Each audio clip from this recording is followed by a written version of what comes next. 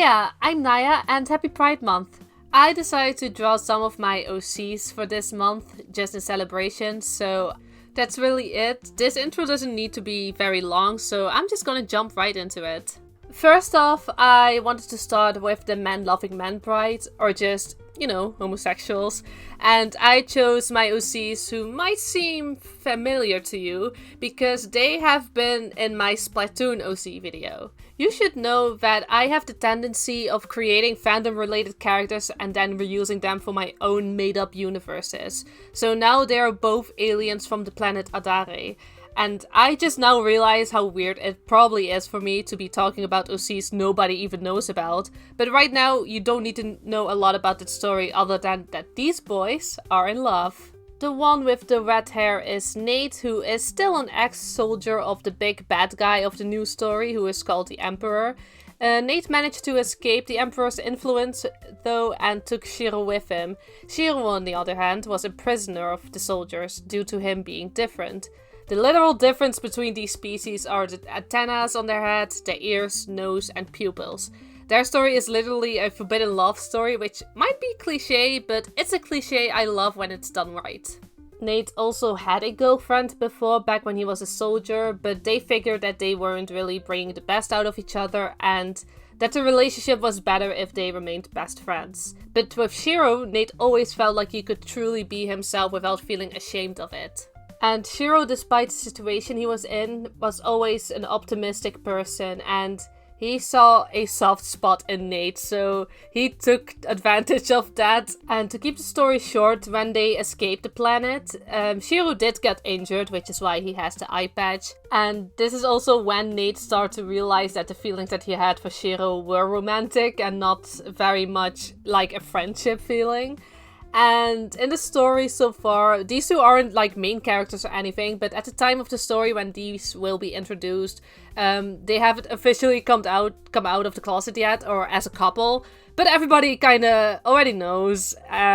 Like, nobody is really pushing them to confess or say it, but nobody is really surprised when they tell them that they are dating.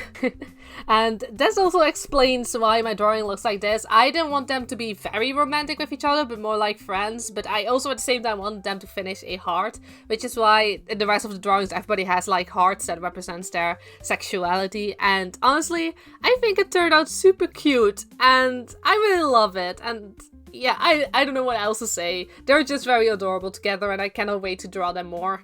Next up, we have the lesbians, who are Inari and Talia. And I should note that Talia isn't my character, but the character of my friend Akarnix. I have no idea if I pronounced his username right, but yeah, I'll put it in the link and on the screen. Anyway, fun fact, Talia and Inari were the first lesbian couple I had, and they're still going strong. They are going to be characters in a comic that I'm currently working on, and they are already in an established and loving relationship. Their relationship is also kind of a cliche, with them both being interested in the other when they first saw each other. But neither of them really knew how to make the first move, and eventually Talia was the one to break the ice, and after a few dates, these two became official. Another fun thing about this couple is that Inari is a Cambion, so she is a human turned demon, and Talia is somebody who summons demons. So that's a fun coincidence. They're also co-owners of a bakery in the town that they live in called the Kitsune. It was all Inari's idea, and Talia supports her with all her heart. They are also basically each other's opposites, with not only their color scheme and the way that they look, but Inari is also a much softer person. Like, she is the type of person to be scammed very easily if Talia isn't there, and Talia is somebody who basically speaks up her mind and tell how things are, while Inari is somebody who tries to be kinder about it, so they're just a very fun couple to work with. Heck, I even made the 30-day OTP challenge with these two when I was very young. It's still up on my DeviantArt. It's not my proudest work because it's very old, it's very bad. Will I redo it someday? Maybe if I have the time and motivation, but right now, yeah, it's just still on my DeviantArt. It's very outdated, like I said, so yeah.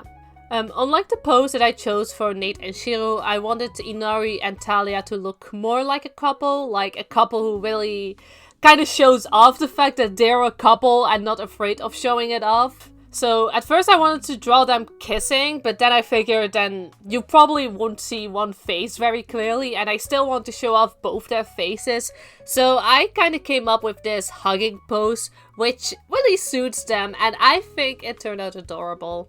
Okay, next up we have the first straight passing couple. Well, technically one of them is straight. These are my characters Kalisto and Nisha, and Kalisto is straight while Nisha is pan. And they are a monster couple, with Kal being a vampire and Nisha being a werewolf. I know, it's kind of another cliche, but what can I say? I was a Twilight girly, leave me alone.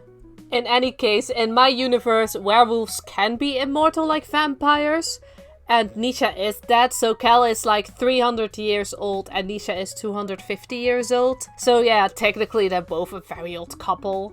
Kalisto is almost the very classy, typical vampire with a bit of social awkwardness to him, while Nisha is the one who drags him into occasions and speaks for him.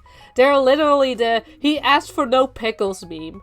Kalisto is also a doctor who probably asks his patients to donate blood so he can drink some of it later, while Nisha is a gym teacher at a high school. For they're not very special OCs, they're just a very feel-good OCs. Like, they live normal lives for the most part, and during the full moon they stay at home and lock Nisha up in the basement, just in case she gets bloodthirsty. Like, you don't want your girlfriend/wife killing people now, do you? Nisha would also grow hair after every transformation she has as a wolf, and she usually shaves it off because it's her own preferences, but in the winter she tends to keep the hair because nobody sees it anyway, and it's like another thing that keeps her warm basically. And Kalisto really doesn't care. He's like, whatever makes you feel comfortable, babe, you should do it. So, unlike the previous two couples that you've seen, I am not planning on making a full-blown story with Kalisto or Nisha, but there definitely is a chance that maybe someday in the future, if I have enough time and motivation, because those are both the things that I often lack, then I maybe will do a slice of life with those two. As for their pose, I'd imagine... Well, I don't know why I say I'd imagine, because these are my own characters, but they love dancing romantically a lot, so that's what I went with. I wanted to make sure that Kalisto looked so much in love with her, because he really adores her and accepts her no matter what, and that's also exactly why Nisha loves him. She doesn't need to pretend to be someone else, she can just be her own person. And yeah, even after probably 100-year anniversary, they're still a couple, still together, and not bored of each other. Now we go to the pride that isn't romantically, but has to do with gender identity, which is the trans pride. These are also the first two characters I'm drawing from two different universes within my OCs. So Leroy is a Cambion like Inari, and therefore he is in the same universe as her and Talia, while Ayella is from the Zodiac sign universe. To be specific, Ayella is an Aquarius. I honestly have an interesting story when designing these two OCs, and the reasoning why I decided to make them trans in the first place. When I was designing Leroy, I wasn't really sure if I wanted to make him a girl or a boy, and for the longest time, Leroy was just a very tomboyish girl. Until at some point I decided, you know what, I'm just gonna make him a guy, because why not? And after thinking about it, because he has been a tomboyish girl for a long time and then became a guy, I was like, I could just actually make him trans while I'm at it. I mean, he started off as a girl and then became a guy, so why not so happen to have him be trans? Now, Leroy isn't a saint of a character, he is a criminal, but that's because his parents are also kind of criminals, so, well, more so his dad, so he kind of grew up with it. He doesn't really know any better, and he isn't planning on changing that anytime soon. He actually kind of likes stealing money, selling things for money. But funny enough, despite his dad being a little gang leader, he was very accepting of Leroy as well as everybody else in his family, except for his mother, who still, until the time that she kind of just left the family, calls him by the dad name, misgenders him, and Leroy kind of over the years didn't care about her anymore, and even the fact that she is gone doesn't really bother him. Actually, a part of him is glad that she's gone. As for Ayella, unlike Leroy, she has always been a girl in her earlier sketches, and she started out as a demon kind of zodiac being, but then I decided to lean more towards human-like designs, and then for a while she was a guy, until I decided, no, I want to make her a girl again. So it's kind of the same reason like Leroy, but not completely, so it's more accidental. Nonetheless, she embraced it more than Leroy does, which is why she is holding a bigger flag compared to Leroy. I also forgot to mention, because now I'm thinking about it, Ayella was is accepted by her entire family, but she never really had many friends before meeting the rest of the Zodiac cast, or the Star Signs cast. You guys have no idea what I'm talking about, but it's fine. While Leroy has a lot of friends, which were basically acquaintances of his dad, but they still love him. I also wanted to end this section with how these two tend to approach people by telling them that they are trans. Basically, Ayella already tells it at the beginning, so depending on how people react to her telling them that she is trans, she'll kind of decide if it's worth hanging out with these people or not, or that they're basically worth her time, while Leroy kind of keeps it for himself until he feels like he can really trust this person, and then he will tell them that he is trans. Honestly, these two characters started their transition pretty early, so they're quote-unquote fitting, I guess, or I don't know the correct word, I'm so sorry, but you wouldn't expect it if they wouldn't tell you. And in the future, I really do want to make a character who is going into transition later in life, and I just hope that this section isn't too awkward or weird, and that I'm respectful. And otherwise, enlighten me in the comments, please. I love to learn more, but nonetheless, I hope that you really like these characters, and I honestly can't wait to work more with them. Okay, so I have 3 non-binary OCs, but since every drawing so far only has 2 characters, I just went with these 2. And Ilio, the yellow one, again, used to be a Splatoon OC like Shirou and Nate, but is now an alien like them. And Melo is another Zodiac character, and they are a Taurus. And when I was designing these 2 characters, I just wasn't sure if I wanted to make them a boy or a girl, so I just left them as being non-binary because why not? And it really saved me a headache of deciding just one gender for them.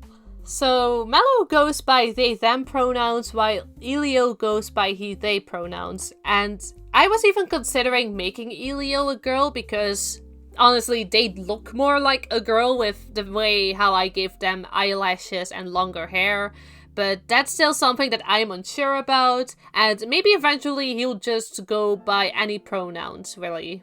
Both Melo and Ilio had rather normal lives, and Ilio doesn't play a big role in the story that they'll appear in, but Melo will because they represent the Taurus Zodiac. And Melo is the middle child of 5 and lives with their parents and maternal grandparents, who still at times misgender Melo by accident, but they will always, the siblings of Melo would always correct their grandparents.